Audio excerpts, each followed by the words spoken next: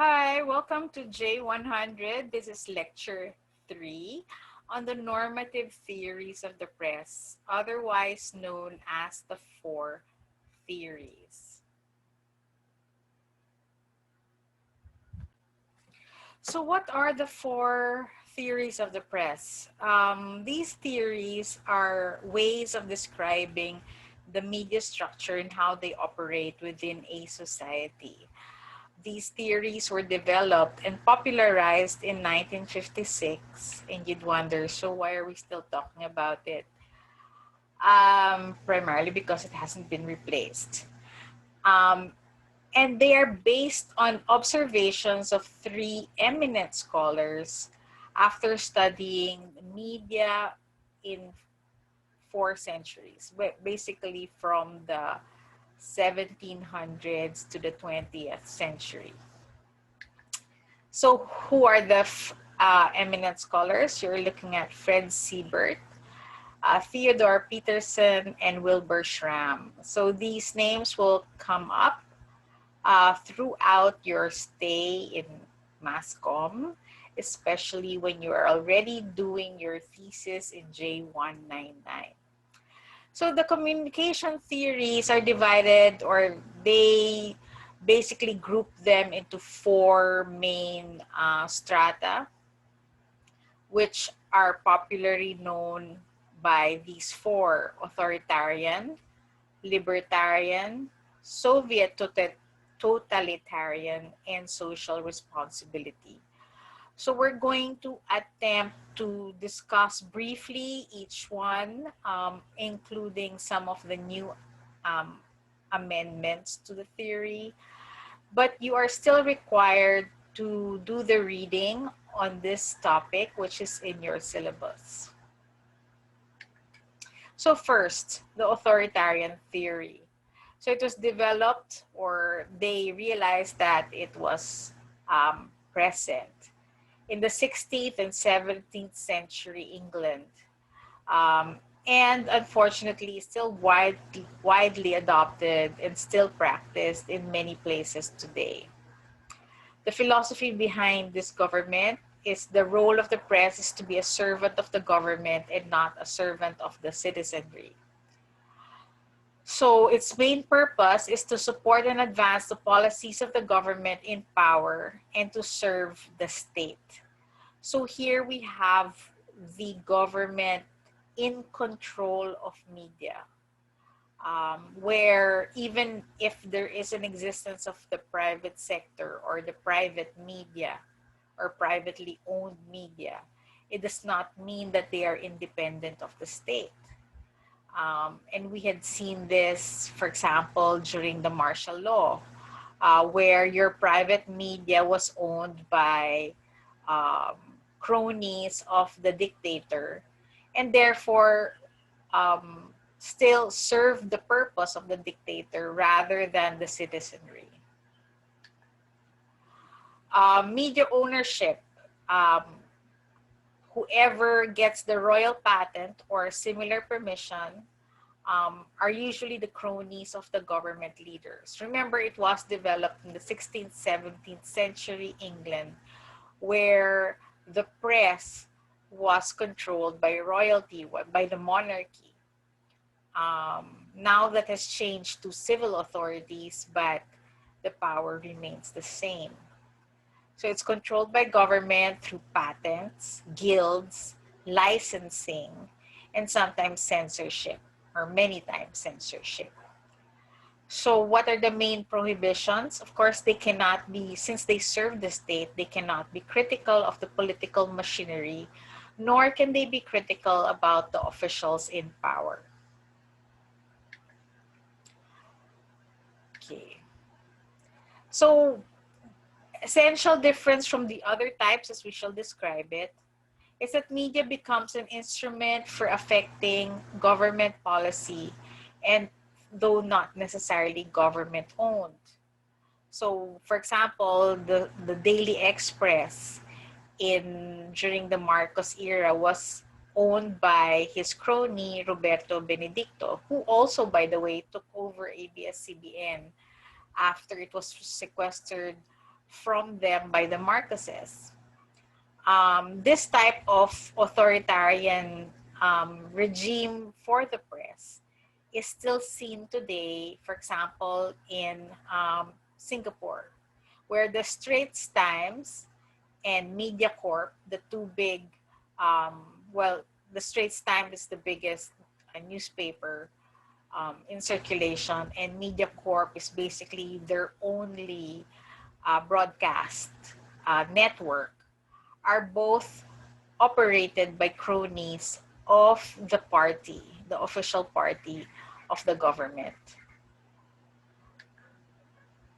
Now, on the opposite pole or opposite end extreme is the libertarian theory, which was developed also in England after 1688 and, of course, was practiced mainly in the US um, from the writings of Milton, Locke, Mill, and other general philosophy or rationalism and natural rights. So, taking off from the American Constitution, which protected the freedom of the press, the philosophy here is that the press should be a separate institution that belongs to the people and serves their best interests. Of course, we know that um, this has its caveats, this has its faults as well. But one thing we can say is that government has no say in how the media is run. So its main purpose is to inform, entertain, and sell, but chiefly to help discover truth and to check on government. So when this was developed in the 1700s, especially in the United States, it acquired what we call the watchdog function of media, where you had journalists who felt the responsibility of providing information about what government was doing so that the citizens could see if their government was acting the way it should. Now, who could start up media under this regime? Of course, the private sector.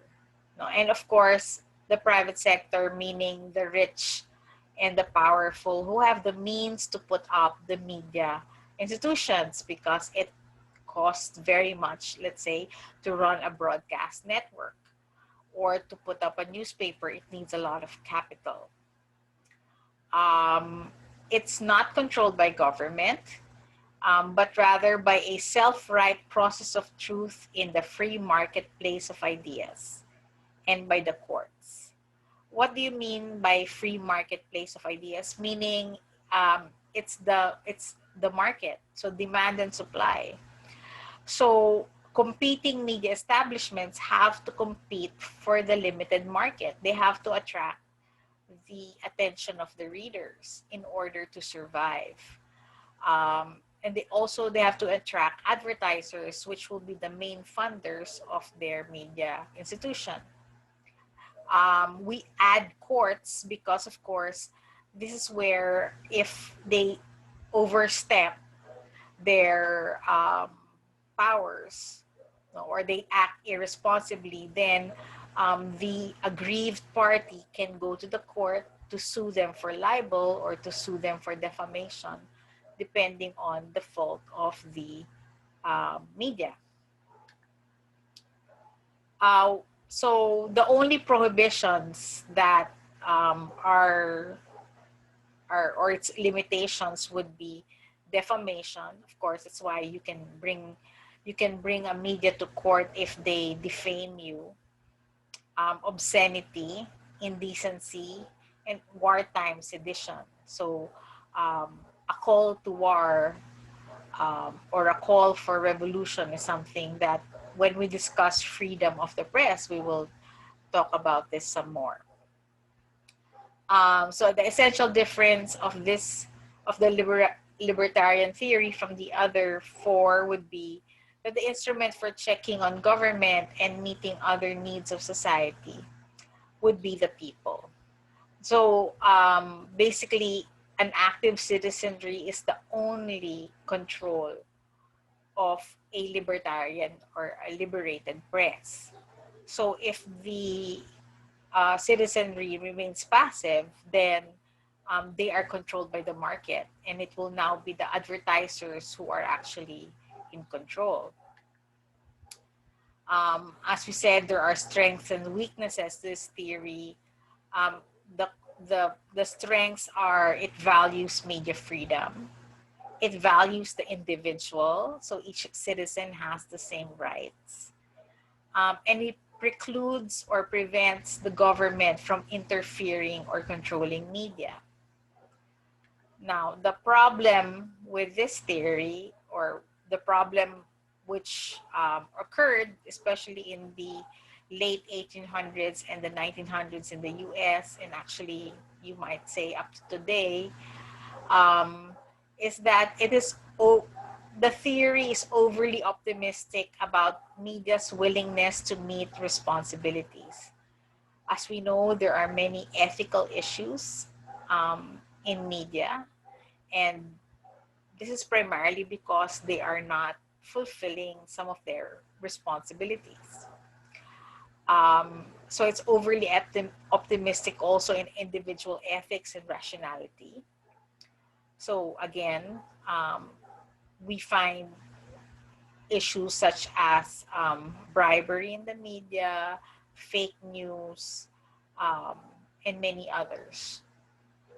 Um, so it also ignores the need for reasonable control of media. What does that mean?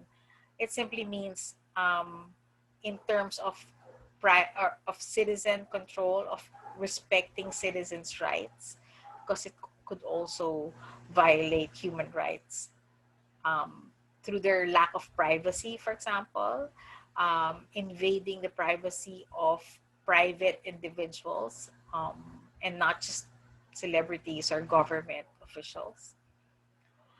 And then it poses problems about conflicting freedoms, the rights of the individuals versus the rights of the press or the rights to know. So you have issues like voyeurism, um, and indecency, etc.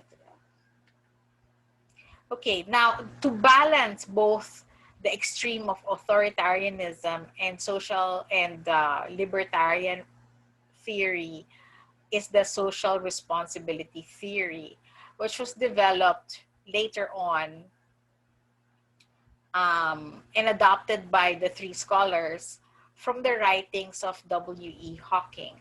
So this was adopted after the US Congress called for a commission on the freedom of the press in 1947. The commission was called because of a lot of violations of personal privacies, and a lot of people were being hurt by media and defamed. Um, Many times also voyeurism, or muckraking took precedence over responsible reporting. And so the US government felt the need to investigate or to look into the issue. And from then on, they developed certain, not policies or not something that they imposed, but rather guidelines to help media to become more responsible. So the philosophy behind this is that the moral right of a free public expression is not unconditional, since the claim of the right is based on the duty of a man to the common good. The ground of the claim disappears when this duty is ignored or rejected. So the main purpose for this theory is to provide a forum of ideas, to give the public also a right to say. For example, the section on letters to the editor, feedback, grew from this theory, because before they just ran it the way they wanted without listening even to their audience. Um, of course, media here remains privately owned, but now there is the creation of public service broadcasting. What is this? Unfortunately for us, we only know PTV4 should fall under this, but as we know, unfortunately, PTV4 serves as a government mouthpiece. However, a true public service broadcasting would serve the public independent both of government and the private sector. So they are funded by taxpayers and they can run and operate without worrying about its commercial value, and therefore they can focus on public service programs. One good example here is the BBC. We see that if you watch the BBC, you find that they can be critical of their own government, and yet they are run by taxpayers. They are run rather by taxpayers' funds. They are technically a government corporation, but they are there to serve the public. And apart from news, they have very nice documentaries. They also have very nice, even artistic and cultural programs. For example, they've put up the entire Shakespeare plays on their network. They've put up British theater on their network. And then they have very good and incisive documentaries on their network. So these are all at the service of the public. In the United States, there's what you call the National Public Radio, NPR, which also serves in the same way. It's independent of both government and the private sector. And you find very good material in there, both on their website and of course on their podcasts. So the media is free but self-regulated. So also here, one of the focus of the theory is that the industry should come up with a code of ethics that should guide them. So the code of ethics is not imposed by the government, but an agreement among the participants, the players, basically all the media, on how they should behave ethically and basically to police themselves, which is what self-regulation is, so that they help each other be responsible and knowing their the potential of media to use it well. So the prohibitions here are, of course, what falls under the law, such as defamation, obscenity, indecency, wartime sedition. But basically, before one goes to court, there is intervention by the industry associations. In the Philippines, we have for the print publications, you have the Philippine Press Institute. And for broadcast, you have the Kapisanan ng mga broadcaster ng Pilipinas. How is it different from the other types? So media here must assume obligation of social responsibility. If they do not, someone must see that they do, which is why, for example, the KBP has rules that can penalize its members. And they actually charge fines for members who violate their code of ethics. Okay. So again, despite being such an ideal setup, we have this theory also has its strengths and weaknesses.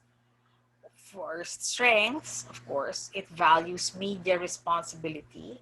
It values audience responsibility. It limits intrusion in media operation by the government. It allows reasonable government control of media only in terms of giving guidelines. Values diversity and pluralism, meaning that, for example, in the United States, the private part of self-regulation is to make sure that all the minorities are represented, that even in the newsroom, there are the presence of women and blacks. And then it aids the powerless. So there's this notion that they have to be the voice of the voiceless. And it appeals to the best instincts of the media practitioners and their audience. Of course, the weakness here is that, again, it is overly optimistic about media's willingness to meet responsibility. It is overly optimistic about individual responsibility, as we've seen individually irresponsible media practitioners. It underestimates the power of profit, motivation, and competition. So as we see, many of the ethical issues is still same as with the libertarian mode, a theory of demand and supply. So if the demand or whatever sells more, even if it's not, even if it puts ratings over information or public affairs, then ratings win. And it legitimizes the status quo. What does that mean? It it um, doesn't look for change. It facilitates the sometimes the capitalist attitude of the media. Now, the last of the four is a Soviet totalitarian theory, which is basically the model of the after the 1917 revolution in the Soviet Union, and restructured based on the Marxist-Leninist principles, as well as the Nazis of Germany and Mussolini's um, dictatorship in Italy. So the philosophy here is that government media provide positive thoughts to create a strong socialized society, as well as providing information, education, entertainment, motivation, and mobilization. So does it sound good? Read between the lines. What does it mean? Positive thoughts means that they cannot tell you what is really going on. They will tell you only the good stuff. So that for you, you are living in the utopia where everything is going right, which means that human rights are not reported. Um, the death toll, for example, from a virus like now, we can see that in Russia we cannot really trust the statistics that they put out regarding the um, COVID incidents because they keep it um, under surveillance, based on some news that had filtered out of this of of Russia in the early part of COVID. We know that some doctors who were the whistleblowers suddenly decided to commit suicide. So what does that mean? So the idea here is that it provides the information that the government wants you to know. So the main purpose of the media should be to act as a tool for government propaganda, meaning everything is well and all right. Government controls totally the media, so with the idea of serving the working class and their interests, meaning that there is no private sector media. Everything, both the print and broadcast, and if possible, even online, is operated by the government or by the state. And then, of course, even that which is controlled is surveyed. So there's surveillance, and there is economic and political action of the government if um, the media goes against the control of the state or what the state wants to make known. So the prohibitions here are criticism of the party objectives as tactic. Sometimes, and what we realize, if there is a falling out, for example, within the party, it's possible that media is also used to attack certain government officials with the idea that they're being transparent, when actually that person could have lost favor from the ruling party, as we see in the media in China.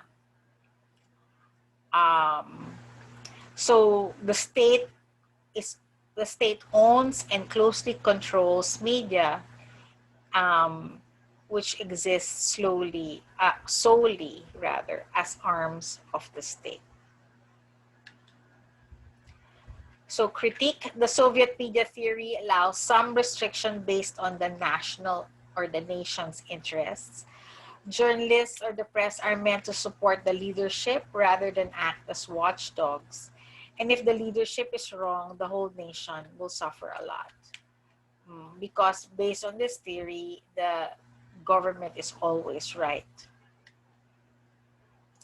Now, after the four theories, other um, communication scholars contributed to the four theories to try to expand their boxes, you might say, the boxes that categorize the media institutions.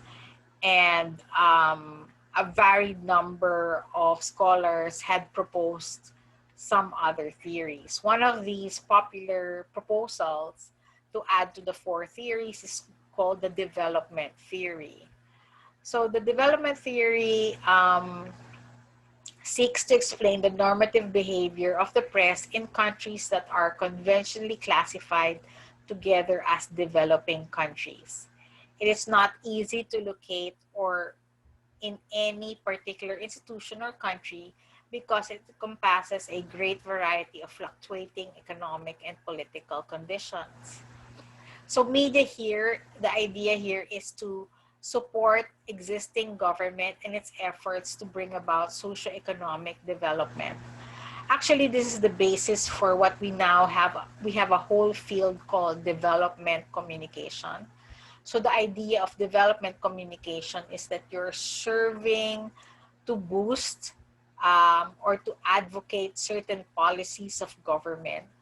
So for example, if the policy of government is to push agrarian reform, then the development communication uh, strategy would be to push those policies, to write news about it, to popularize the idea in the minds of the public. Its main purpose is to accept and carry out positive development tasks in line with nationally established policy and give priority to national culture and identity. So sometimes it does affect or they try to affect culture, and this is part of the development communication.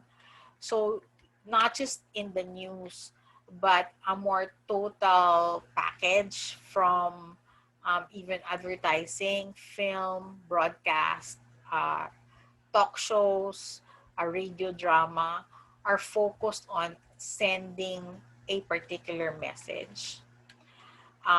Media ownership can be both public and private. There are some shows, for example, on PTV4, that can be characterized as under this theory or development communication.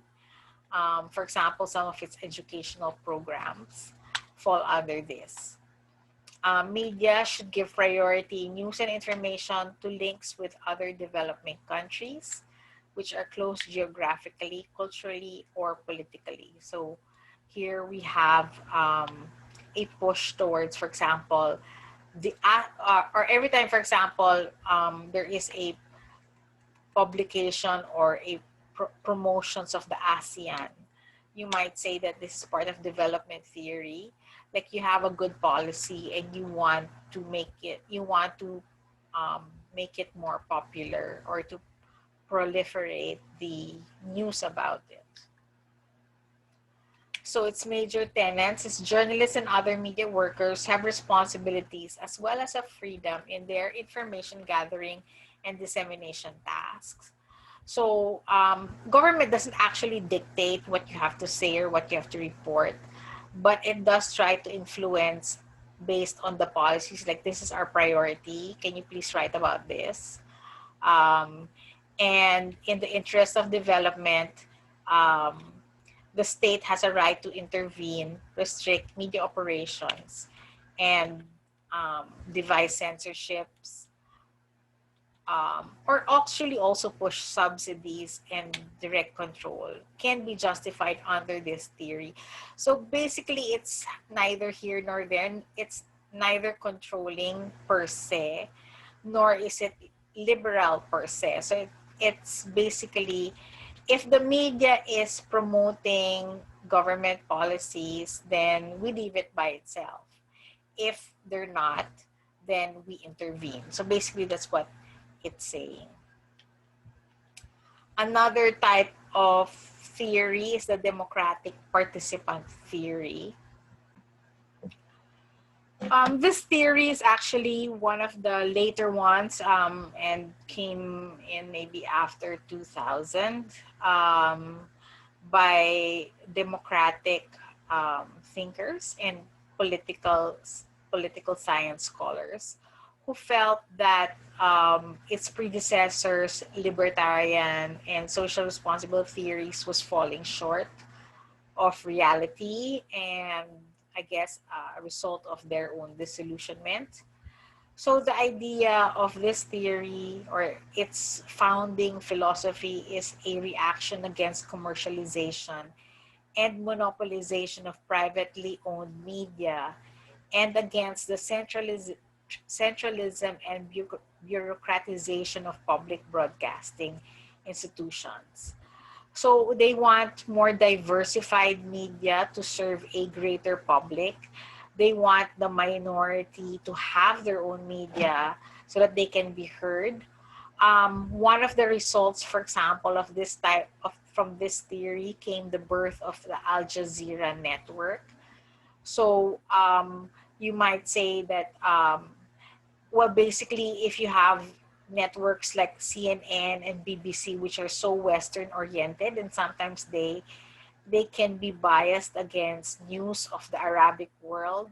So Al Jazeera was put up precisely to counter that, to have the voice of the Middle East also heard, to have the voice of a more Islamic um, point of view heard in news and information. So it runs as professionally as CNN and BBC, but from a different perspective. So the main purpose of this theory is to create a greater pluralism instead of a centric view or a Western view.